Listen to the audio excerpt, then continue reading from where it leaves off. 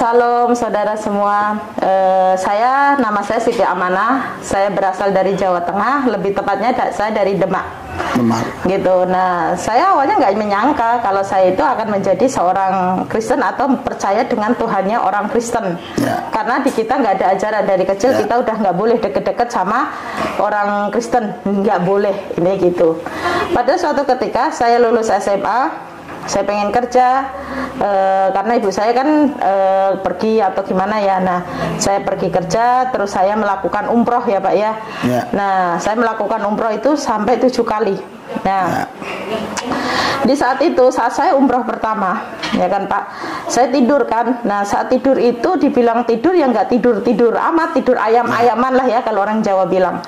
Nah, saya tidur itu seakan-akan tuh ada kayak dibilang mimpi, tapi saya itu dengar orang ngomong, orang jalan saya dengar, tapi saya posisi tidur gitu. Tiba-tiba datang seorang laki-laki berjubah, rambutnya segini, tangannya bolong. Dia elus rambut saya, rambut kepala saya dilus gini. Kalau kita lihat cuman kayak gitu, tapi dampaknya itu dulu kan saya nggak mudeng ya istilah damai sejahtera sukacita itu aku nggak mudeng kata-kata itu. Aku rasakan itu nyaman banget, senyaman-nyamannya gitu ya. Hingga kalau kita mimpi bangun kan udah ya. Kalau itu nggak kayak berasanya itu apa ya, masih berasa gitu. Pagi saya ke Masjidil Haram kan itu Ka'bah itu kan di tengah Masjidil Haram. Nah di situ kan katanya bilang gini, kalau kamu sholat 2 rakaat di depan pintu Ka'bah itu dan berdoa, apa yang kamu doain itu akan terkabul. Ya karena di keyakinan saya yang dulu ya saya ikutin aja dong gitu. Saya berdoa. Nah di depan pintu Ka'bah itu kan ada kayak kaca, itu namanya makam Ibrahim. Kata dari makam Ibrahim itu bukan makam ya Pak ya, bedanya itu bekas kakinya. Dari saya duduk sini, bekas saya. Nah itu dinamakan makam Ibrahim. Nah di situ di kaca gitu kan. Nah setelah itu saya di belakangnya sholat gitu. Nah saya sholat sholat sunnah 2 rakaat itu.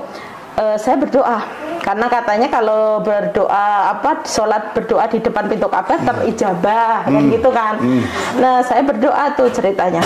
Nah setelah berdoa, yang saya doa itu gini, karena di agama dulu ya Allah, aku kepengen ketemu sama laki-laki yang bikin saya nyaman kayak di mimpi itu.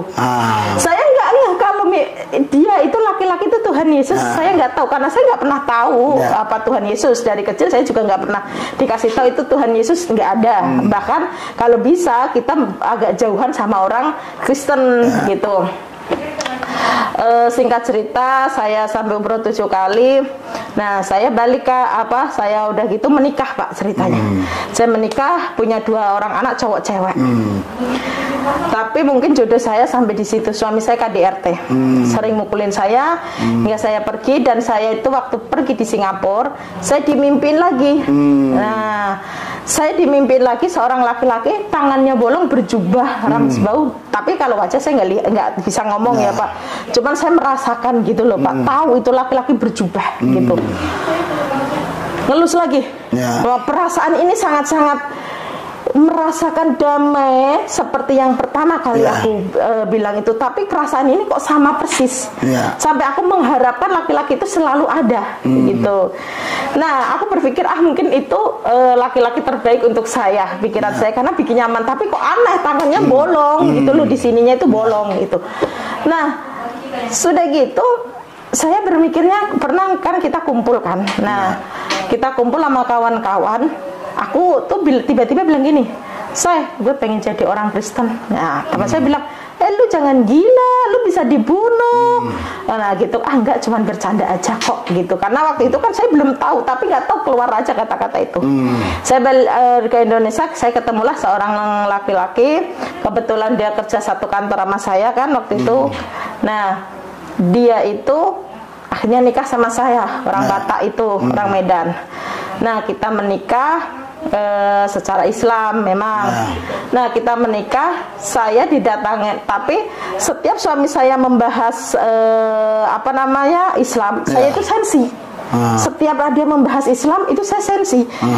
Nah dan kebetulan kan waktu itu suami saya sering nonton YouTube-nya Bapak. Nah apa sih nonton YouTube yang teriak-teriakan kayak gitu, nggak jelas adanya, saya bilang gitu. Saya sensi, jujur Pak, saya sensi. Saya tahu gitu loh Bapak ini. Nah, sama saya, kamu nggak tahu, ini tuh juga dulu kayak kamu. Allah, mana ada kayak gitu, gitu kan. YouTube teriak-teriakan, itu apa, gitu kan. Waktu itu jujur Pak, gitu. Saya nggak tahu itu, gitu. Nah, setiap orang ngomong haleluya, haleluya itu apa, gitu. Gitu apa? Ini kan kenyataan ya, kejujurannya saya ya. Nah, udah gitu, tapi saya jujur Pak, setiap suami saya pergi, saya penasaran Pak. Saya penasaran banget. Saya baca, pinjam Alkitabnya, tapi tanpa sepengetahuan dia. Sebelum dia datang, saya harus tutup. Jangan sampai dia tahu aku baca Alkitab. Gengsi dong, saya gituin. Saya nggak ngeh waktu itu, nggak tahu kalau aku harus ada Alkitab di Play Store. Itu saya nggak mudeng Pak, nggak tahu. Aku tuh nggak tahu searching. Nah, akhirnya saya searching, cari, akhirnya mengerti gitu loh Pak. Tapi cuman hanya sekedar mengerti, tapi nggak tahu gitu maksudnya apa gitu loh Pak. Nah, singkat cerita, saya punya teman orang Batak juga, cewek itu Pak. Saya bilang, aku pengen ke gereja, hayu katanya. Ya udah hayu, tapi nggak pernah terlaksana. Hayu hanya hayu aja. Hingga aku terus ketemu orang Nias, tetangga saya. Saya bilang, tante aku mau ikut ke gereja. Ya yuk tante, hari Rabu yuk. Nah, ini bingung saya. Mana ada gereja hari Rabu? Setahu saya orang Kristen gerejanya hari Minggu. Wah, ini sesat nih. Saya nggak berani dong. Setiap si orang mana Nias itu ngajak saya bilang nanti dulu lah, belum siap lah apa. Pokoknya ngeles lah ya, karena saya berpikirnya ini nggak jelas. Karena ke gereja setahu saya hari Minggu, gitu kan. Saya nggak ada istilah doa ini aku nggak tahu. Hingga saya ketemu seorang orang tua, dia bekerja di gereja yang sekarang saya gereja itu. Nggak tahu, mungkin itulah Tuhan ya, rencana Tuhan. Tapi saya sebelumnya itu saya dimimpiin lagi, seorang laki-laki itu datang lagi ke saya, tapi nggak ngelus rambut saya, tapi saya dituntun, dibilang inilah Bethlehem, gitu. Nah, Bethlehem itu apa? Kan gitu kan? Bethlehem itu apa? Saya nggak tahu Pak, Bethlehem itu apa? Kan gitu kan? Nah, terus saya tanya, Bang, Bethlehem itu apa? Oh, Bethlehem adanya di Israel sana. Di sana ada tembok ratapan. Makin nggak jelas aja dalam hati saya. Apa itu tembok ratapan atau apa pikiran saya? Sudah tuh selesai tuh Pak. Tapi saya makin gejolak di sini tuh, nggak bisa saya ungkapkan. Benar-benar bergejolak. Gimana ya? Mungkin para murtadin di luar sana akan mengerti kalau kita dijamah Tuhan Yesus itu gimana. Sudah gitu, saya ke gereja sama ibu-ibu itu. Saya bilang, aku mau ke gereja, saya bilang gitu. Nah, saya pikir, aduh nanti saya gimana ya sampai gereja, gitu kan. Saya di gereja, terus dijemput ke bawah, karena gereja kita kebetulan waktu itu paling atas Pak, di gedung paling atas. Saya ke gereja. Saat saya sampai gereja Pak, pintu dibuka gereja itu, air mata saya bercucuran. Saya tidak tahu ada apa. Dari puji-pujian gembala, kalau dulu saya nggak tahu gembala ya, taunya pendeta. Pendeta itu ngomong sampai selesai, itu saya cuma nangis aja. Perasaan saya nggak mau nangis, tapi air mata itu ngalir sendiri. Air mata itu ngalir sendiri. Sudah selesai gitu, saya setelah ibadah selesai itu ditanya gini, siapa yang baru pertama kali ke gereja? Ya saya angkat tangan dong, emang saya baru pertama kali. Dalam hati saya, mampus lah gua, ini kena lah para masalah, karena saya berpikirnya orang Islam gitu kan. Saya didoain, makin nangis saya saat didoain itu Pak. Nah udah gitu, saking senengnya saya diginin, nanti pulangnya naik angkot aja, kan ada jemputan, karena di gereja kita ada jemputan Pak, karena orang-orang yang nggak ada motor atau apa. Nah, karena saya saking senangnya, sekarang bilangnya sukacita ya Pak ya, saya pengen cepat pulang, bilang suami saya. Saya sampai rumah, saya bilang, abang, kan saya dipanggil Septi, Bang, Septi tadi ke gereja. Oh, bagus dong. Nah, coba Pak, lucu kan? Cuman, oh bagus dong. Sudah tuh, nggak ada perkataan lainnya. Oke.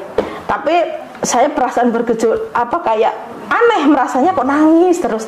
Hari Minggu saya ke gereja pertama kali, bahkan saya nggak pernah diajarin Tuhan Yesus apa, Kristen itu bagaimana atau apa, nggak pernah.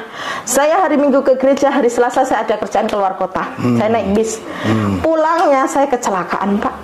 Box tronton yang gede itu jatuh ke bis kita, saya duduk paling depan dan pintu bis itu terbuka.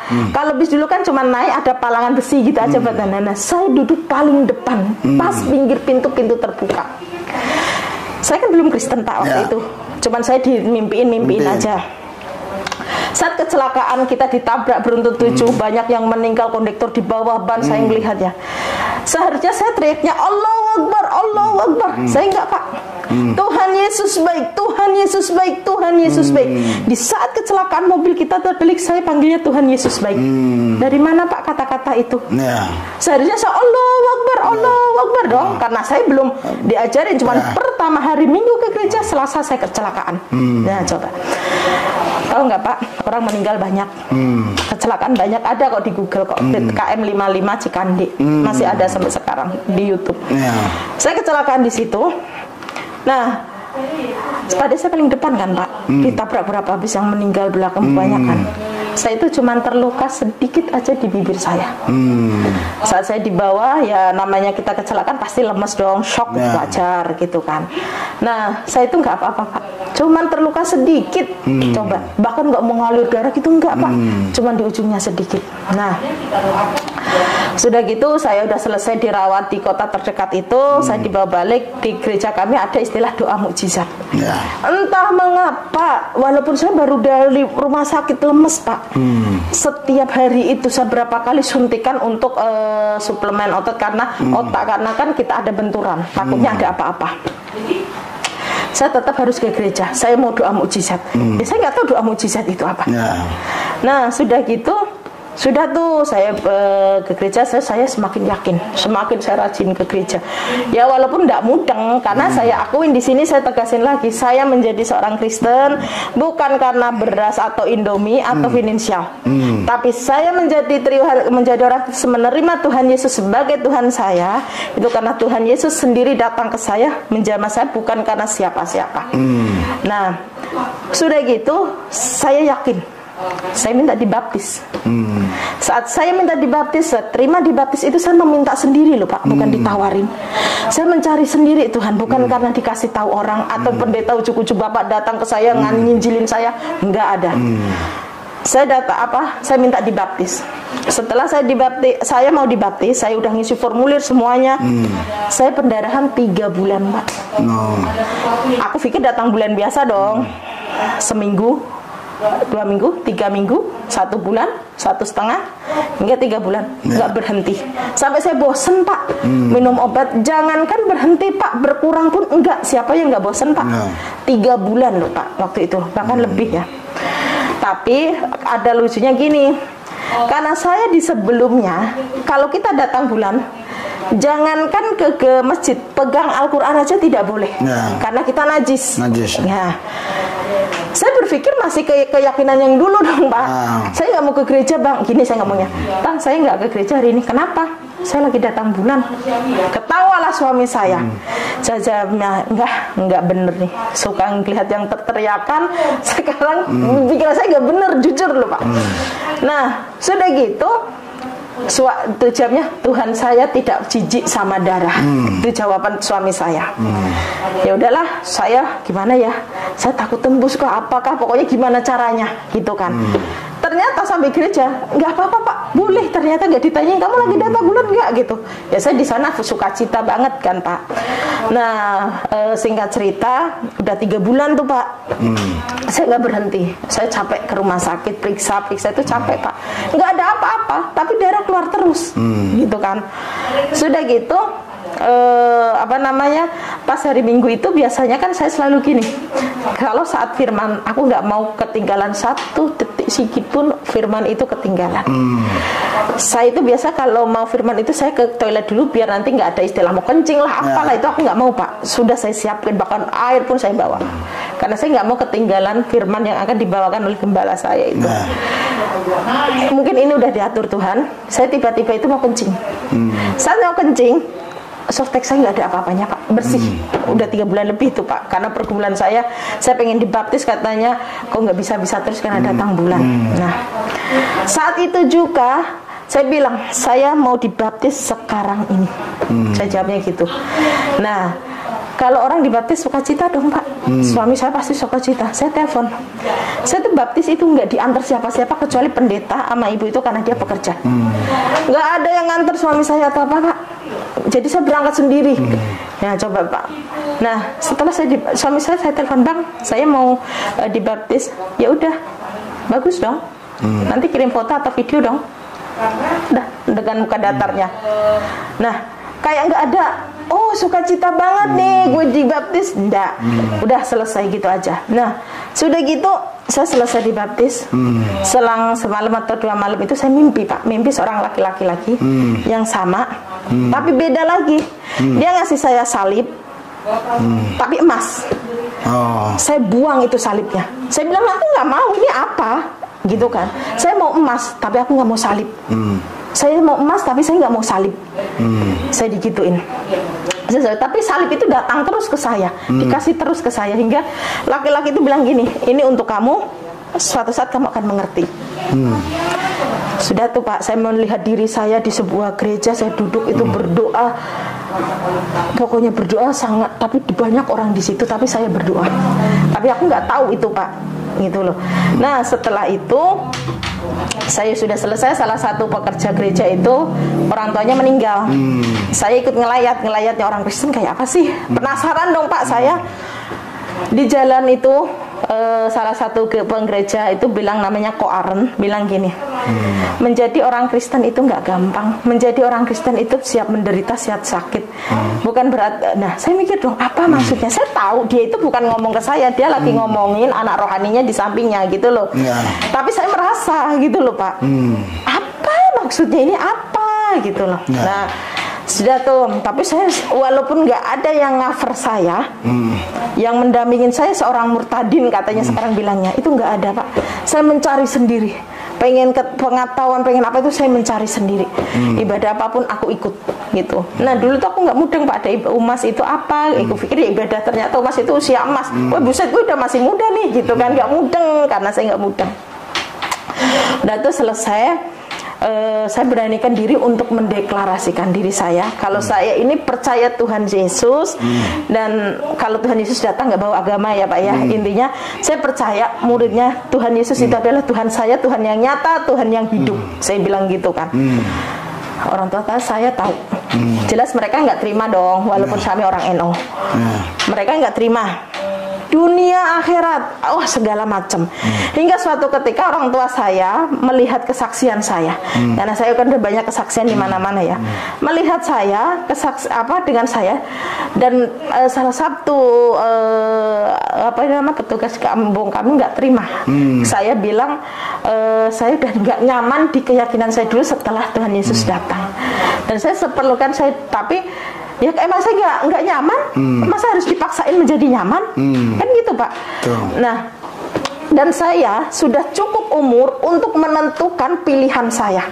Siapapun itu nggak bisa menghalangin saya, gitu. Nah, terus saya diintimidasi beberapa bulan ini, mungkin baru 2 bulan ini, belum 2 bulan inilah ya, saya terintimidasi. Kalau kamu mau pulang, bukan pulang ke kampung, tapi pulang ke kuburan. Wah pokoknya sumpah serapah segala macam itu datang ke saya. Hingga anak saya itu pernah saya bawa ke sini pas main. Anak saya tuh saya ajak ke gereja Pak, gitu, karena saya gerejanya GBI kan ada musiknya ya Pak ya. Anak saya kan nggak mudeng itu gereja. Saya bilang, Dek, Kak ikut ibu yuk gitu. Dia cerita, dan dia juga ngomong, temen-temen aku tadi diajak ibu lihat konser katanya, tapi konsernya tuh haleluya Tuhan Yesus gitu. Nah orang yang dewasa paham dong Pak. Nah anak-anak kan nggak tahu, taunya itu konser gitu. Hingga akhirnya orang tua saya itu, saya dapat penolakan, dapat ya nggak terima lah ya, katanya kalau kamu mau mengikuti lain tapi jangan menjelekkan agama sebelumnya. Apa yang jelekin? Emang saya nggak nyaman? Nggak bisa dong kalau saya dipaksa. Saya udah kelewatan umur untuk menentukan pilihan saya. Hingga saya dapat kabar anak saya dimasukin pesantren yang 7 tahun itu. Tapi sebagai seorang ibu, bapak tanya pasti saya sedih. Secara seorang ibu, secara manusiawi, saya berusaha sedih, ya gimana lagi, hingga akhirnya ya sudahlah, mau bagaimana lagi. Saya yakinin, saya imanin anak saya nggak apa-apa. Sekarang dia masukin pondok pesantren, suatu saat dia akan mengerti kebenaran itu, dia akan menjadi seorang penginjil yang hebat. Itu yang saya yakinin waktu itu. Hingga akhirnya saya mulai bertumbuh rohani saya, Saya bilang, untuk gini, mungkin memang iya dia anak saya, tapi secara daging. Kalau tidak bisa anak saya bawa ke jalan Tuhan Yesus ini, kebenaran ini, atau secara roh itu berarti bukan anak saya. Tapi secara daging memang dia anak saya gituin. Nah, sudah gitu, mengikut Tuhan Yesus itu tidak segampang orang pikirkan. Memang kalau kita satu orang bertobat, malaikat di surga bersorak-sorai. Itu di surga, beda di bumi, beda di dunia gitu. Terintimidasi jelas. Hingga orang terdekat tuh, iblis itu akan berbagai cara untuk menggagalkan dengan keyakinan baru saya. Udah gejolak di hati saya yang luar biasa. Bener nggak saya ambil keputusan ini? Apa saya mati dosa atau sirik? Karena orang sirik atau orang musyrik. Musyrik. Karena orang musyrik itu menduakan Allah dan wajib dibunuh, kan gitu kan. Nah, apa mungkin saya akan menjadi seorang musyrik? Bener nggak ya apa yang aku ambil ini, keputusan yang aku ambil ini bener nggak ya? Saya gituin. Tapi gejolak di hati ini sangat-sangat luar biasa. Dimana 31 tahun lebih saya di keyakinan yang dulu, tiba-tiba di saat usia saya 31 tahun lebih ini, saya menerima kepercayaan sesuatu yang baru, dan itu benar adanya. Pasti goyah dong, Pak. Lebih baik saya disakiti tubuh saya daripada gejolaknya hati ini. Bingung. Nggak ada yang cover. Nggak ada yang menasehatin. Apa yang aku pilih itu benar apa salah. Tidak ada, Pak. Nah, udah gitu usaha hancur. Kita nggak bisa makan. Kita mau diusir dari kontrakan. Karena mengikut Tuhan Yesus kan itu tadi akan kehilangan semuanya, nggak akan diterima, kan gitu kan. Tapi saya yakin, Pak, seyakin-yakinnya Tuhan Yesus itu baik. Intinya itu saya, Tuhan Yesus itu baik hingga detik ini, makanya saya masih bisa di sini. Nah, setiap mau tapi iblis itu nggak akan pernah tinggal diam. Dia menyakitin saya melalui orang terdekat saya sendiri, yang dimana orang itu benar-benar berarti buat saya. Saya putus asa gitu kan. Tapi namanya itu selalu kejadian perjalanan saya itu nggak segampang membalikan telapak tangan. Usaha hancur, saya bikin usaha bikin tahu bakso, hingga tahu bakso saya dibelatungin. Roh kejahatan, roh itu datang ke saya. Tahu bakso yang saya bikin masih panas, dipenuhin belatung. Tahu bakso di freezer, keluar bukannya bunga es, tapi belatung gede-gede. Mana ada, Pak, belatung di freezer. Tahu itu baru. Dari kapan sejarahnya tahu itu berlatungan? Tahu itu bau busuk ya, bukan belatung. Bakso itu masih baru, Pak. Masih, kalau mungkin oke lah, berhari-hari mungkin ya. Itu baru 5 jam, 3 jam, bahkan tahu masih anget, Pak. Itu belatungan. Bayangin, Pak. Udah nggak, saya cuma gini, burung di udara itu makan kok, nggak kerja, masa saya nggak makan? Pikiran saya ya, Pak ya. Nah, tapi dengan keyakinan saya ini, pokoknya saya yakin Tuhan Yesus baik, itu aja yang saya yakinin. Tidak hanya segitu, Pak, iblis mencobain Kak saya, Pak, untuk bisa kembali ke Muslim. Orang terdekat saya, seperti saya bilang itu, dipakai iblis. Hingga suatu malam, jam 3 malam itu, saya itu nangis, bingung. Cuman saya punya 3 pilihan. Kok begini amat ya hidup saya gitu. Apa saya harus kembali Muslim?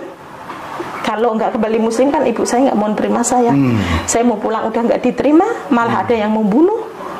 Apa aku harus kembali Muslim? Itu satu. Yang kedua, apa aku harus mati? Udah mau bunuh diri itu, Pak, saya. Kalau menurut saya, Pak, saya nggak ada, Pak, teman pada ngeblok saya. Semua teman nggak ada. Orang yang saya pikir bisa buat sandaran buat saya malah menyakitin saya. Ngapain saya hidup lagi? Kan gitu kan? Apa aku kembali hidup? Apa aku harus jadi orang orang Islam lagi? Galau dong Pak, dilema saya harus bagaimana? Saya udah berencana mau bunuh diri, saya nggak peduli semua itu pikiran saya. Tapi saya akan mempertahankan iman saya, mempertahankan yang menyakitin saya waktu itu kan, kemarin itu, karena saya belum mau bertumbuh, iman saya belum tahu gitu. Saya harus mana yang harus aku pilih di antara tiga ini? Aku harus mempertahankan iman ini, atau aku harus mati saja, atau kembali ke Muslim? Itu sesuatu yang sangat-sangat membuat saya down, bener-bener sangat down gitu.